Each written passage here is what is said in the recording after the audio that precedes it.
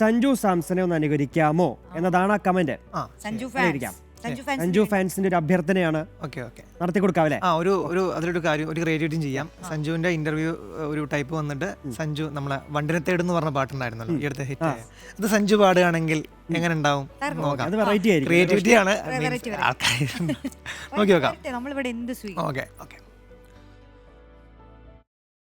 Hello ചേട്ടാ, സുഖമാണോ? നമ്മളിങ്ങനെ സംസാരിച്ചുകൊണ്ടിരിക്കുമ്പോഴാണ് പറഞ്ഞ സഞ്ജുവിൻ്റെ വോയിസ് വേണമെന്ന്.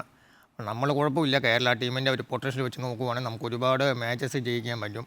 അപ്പം പിന്നെ ആൾക്കാർ പറഞ്ഞുകൊണ്ടിരിക്കുന്നതാണ് ഒരു പാട്ട് പാടാമെന്ന്. അപ്പം പാട്ട് പാടാമെന്ന് പറഞ്ഞാൽ ഭയങ്കര സന്തോഷമുള്ള കാര്യം. ഞാനും ദ്രാവിഡ് ഭായിയൊക്കെ ജയ്പൂരിൽ ഇടയ്ക്കിടയ്ക്ക് ഇരുന്ന് പാടുന്നതാണ്.